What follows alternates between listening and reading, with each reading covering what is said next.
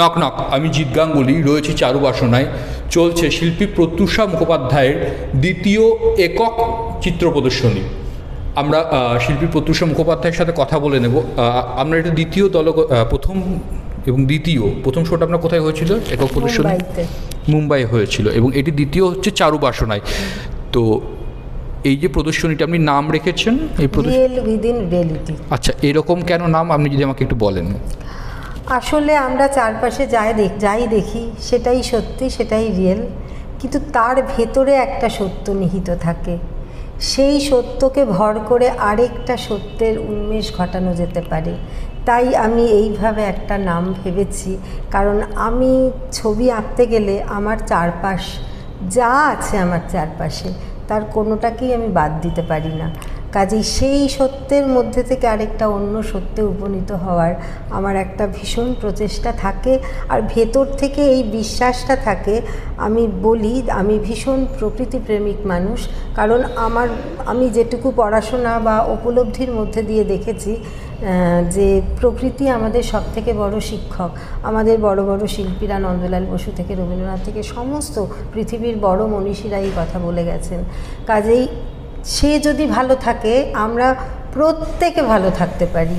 কাজেই আমাদের যেমন থাকার দরকার, বাঁচার দরকার, ঠিক সেইভাবে আমাদের প্রকৃতিরও থাকার দরকার, বাঁচার দরকার, একে অপরের পরিপূরক।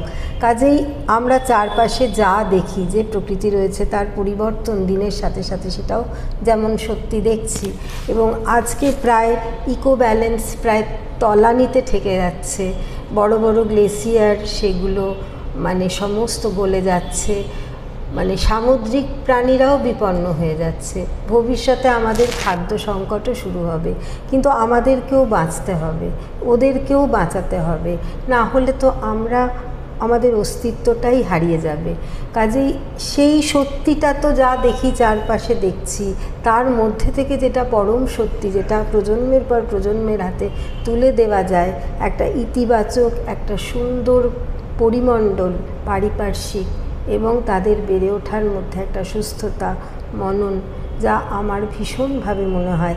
আমি তো ছবি আঁকি, কাজেই ছবির মধ্যে দিয়ে আমার এই প্রকাশ, আমার ছবির ভাষাতে আমার চারপাশের দেখা যা কিছু, আমার ব্যবহার্য জিনিসটাও পর্যন্ত যেন শিল্পের মাত্রায় থাকে। শিল্প আলাদা কিছু না, শিল্প প্রতিদিনের জীবনযাপন। নন্দলাল বসু বলতেন জায়গার জিনিসটা জায়গায় রাখতে পারাটাও একটা শিল্পের প্রথম কাজ। আমাদের শিক্ষকরা বলতেন আগে বসতে শিখতে হয়, তবে তো গিয়ে ছবি আঁকা। দিনকর কৌশিকের কাছে এই কথা আমার মাস্টারমশাই নন্দদুলাল মুখোপাধ্যায় শুনেছিলেন, আমাদেরকে তিনি সেটা ক্লাসে বলেছিলেন।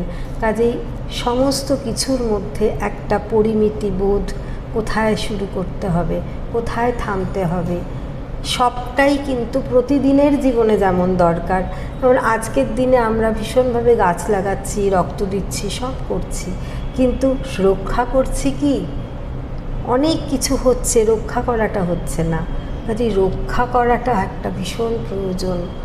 সবাইকে থাকতে হবে, সবাইকে বাঁচতে হবে, কর্ম থাকতে হবে, মানুষ কর্মহীন হলে হবে না, কিন্তু রক্ষাটাও থাকতে হবে। মনুষ্য সম্পদ থেকে শুরু করে প্রাকৃতিক সম্পদ, মানুষ তো প্রকৃতির ছোট্ট একটা অংশ, সবাইকে রক্ষা করার দায়িত্ব কিন্তু আমাদেরই। আমরা যদি ভালো থাকি, আমরা যদি ভালো রাখি, প্রকৃতি ভালো থাকবে, আর প্রকৃতি যদি ভালো থাকে আমরা ভালো থাকব। এই সত্যিটা থেকে কখনোই বিচ্যুত হওয়া উচিত না। কোনো সভ্য সমাজ সেটা থেকে বিচ্যুত হয় না। আমার কাছে, আমার ছবিতে আমার চারপাশের লোকশিল্প যেমন আসে, আমার চারপাশের পারিপার্শ্বিক যেমন আসে, আমি যাদের কাজ দেখে বড় হয়েছি, তাদের কাছে শিখেছি, তাদের দেখানো পথ, তাদের শিক্ষা আমার নিজের উপলব্ধির মধ্যে দিয়ে যেভাবে আসে, আমি সেভাবেই আমার কাজটা করি। আমার কাজে শুধু একটাই ব্যাপার থাকে যে আনন্দে থাকো, ব্যালেন্সে থাকো, কোনো কিছু যেন ছন্দ পতন না হয়ে যায়। এই হচ্ছে আমার মূল বক্তব্য। আচ্ছা, তুমি যেমন বললে আমাকে তোমার ছবির মূল বিষয়, আমরা যদি বলে থাকি সরঙ্গের প্রথম অঙ্গটা রূপভেদা, তো সেই রূপের মাঝে অরূপকে খোঁজার তুমি কন্টিনিউ একটা প্রসেসের মধ্যে দিয়ে তুমি খুঁজে চলেছো।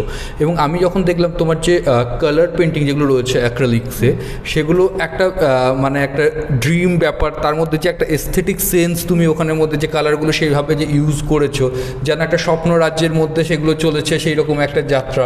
ঠিক আছে, সেই প্রকৃতি প্রকৃতি আমাদের অনেকেই স্বপ্নের মতন প্রকৃতিটা, আমরা হয়তো সচক্ষে হয়তো এই প্রকৃতি দেখিনি, কিন্তু যেন একটা ওই যে কালার ব্যালেন্স থেকে শুরু করে তুমি যেরকম বললে পরিমিতি বোধ, তার যে ব্যালেন্স, সেই কালারের যে ব্যালেন্স রয়েছে, সেই রাতের আকাশ রয়েছে, সেখানের মধ্যে তুমি সেইভাবেই সেটাকে তুলে ধরার একটা চেষ্টা করেছো। আমরা ছবিগুলোতে সেইভাবেই দেখলাম।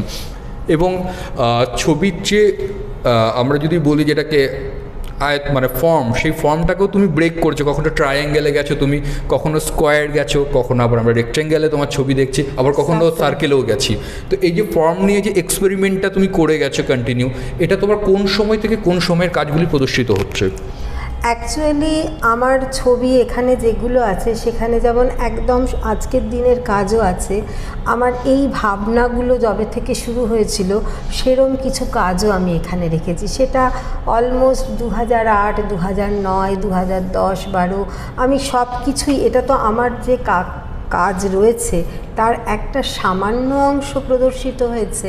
তো আমি মানে আমার জার্নির যে অংশটা, যেটা আমার এই ভাবনা থেকে বিচ্যুত হয়নি, কিন্তু সময়ের সাথে সাথে কিছু ইম্প্রোভাইজেশন হয়েছে, সেটাকেই বোঝানোর জন্য বা আমার যাত্রাপথ বা জার্নিটা বোঝানোর জন্য আমি কিছু পুরনো কাজ থেকে আজকের দিনের কাজ অবধি সেভাবে রাখার চেষ্টা করেছি।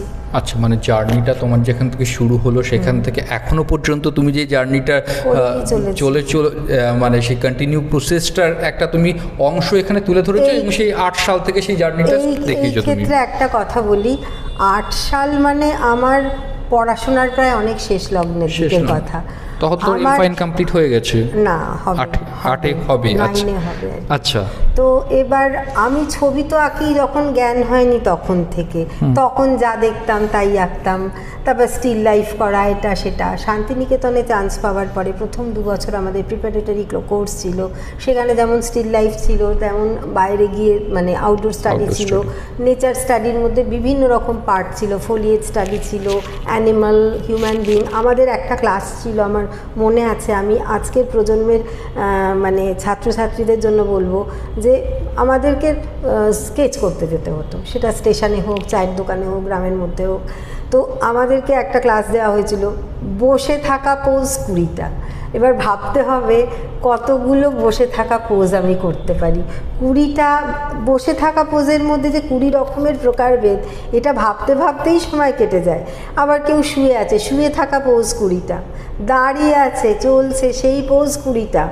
মানে এভাবে আজকের দিনে শেখায় কিনা বা শেখানো হয় কিনা আমার ঠিক জানা নেই। এতে কিন্তু আমাদের ব্রেনের যে চর্চাগুলো ভাবনার ক্ষেত্রে আসে। আর ছোট থেকে আমার ছবিতে জিৎ যেটা বললো, একটা স্বপ্নের মতো মনে হয়। আসলে আমাদের বাস্তব জীবনটা তো ভীষণ কঠিন, সারাক্ষণ প্রতিবাদ মিছিল, সারাক্ষণ শুধু অপ্রাপ্তির দুঃখে ভরা। তা আমার ছবির সামনে এসে যদি মানুষ একটু স্বপ্ন না দেখে, আমি আমার মনের ভেতর যে স্বপ্নটাকে লালন করি, যেটাকে আমি দেখতে চাই, আমার মনে হয় এই স্বপ্নটা দেখা মানে তার এক অংশ বাস্তবায়িত হলেও সেটা একটা সৌন্দর্য এনে দেবে। সৌন্দর্য মানে দেখার সৌন্দর্য না, বাঁচার সৌন্দর্য, থাকার সৌন্দর্য, আমাদের উপভোগ করার যে আনন্দ, তার যে অনুভূতি, একটা স্যাটিসফ্যাকশন, এইগুলো তো আমি স্বপ্নে দেখি যে এরকম যদি হতো।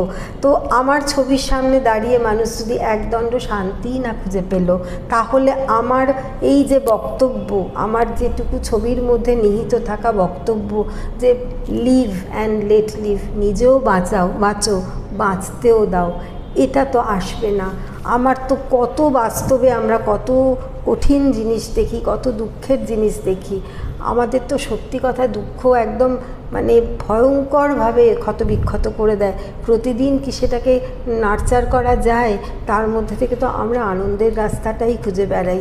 যেমন রবীন্দ্রনাথ বলেছিলেন যে আনন্দের উপমামৃতম যদ্বিভাতি।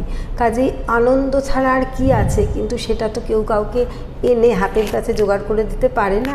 সেটাকে নিজের চলার মধ্যে থেকে ছোট ছোট আনন্দের মধ্যে দিয়ে খুঁজে পেতে হয়।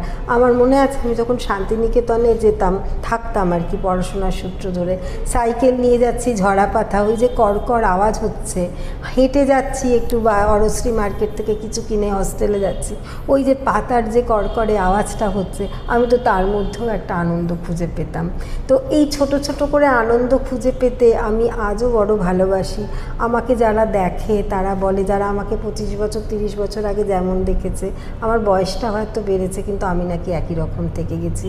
আমার অনেস্টলি বলার একটা ইচ্ছা যেটা, যে আমি এরমই থাকতে চাই, কারণ আমি জীবনে আমার কাজটুকু রেখে যেতে পারি, আমার ব্যবহারটুকু রেখে যেতে পারি, আমি সঙ্গে কিচ্ছু নিয়ে আসিনি, আমি কিচ্ছু নিয়ে যেতে পারবো না। কাজেই সবাই ভালো থাকুক, আমাকেও তারা ভালো থাকতে সহযোগিতা করুক। আর সবথেকে বড় কথা, ভালোর চর্চা, সুন্দরের চর্চা, মননের চর্চা, সুকুমার বৃত্তির চর্চা জীবন থেকে যেন হারিয়ে না যায়। তাহলে জীবন একদম একদম জলো একটা নিঃস্ব শূন্যতায় ভরা হয়ে যাবে। তখন মানে ডিপ্রেশন ছাড়া আর সেই ওষুধ খাওয়া ছাড়া কোনো রাস্তা থাকবে না। আপনারা শুনলেন শিল্পী প্রত্যুষা মুখোপাধ্যায়ের কথা। আমরা পুরো প্রদর্শনীটি ঘুরে দেখাবো, কেমন লাগলো ওনার প্রদর্শনী আপনারা মতামতে অবশ্যই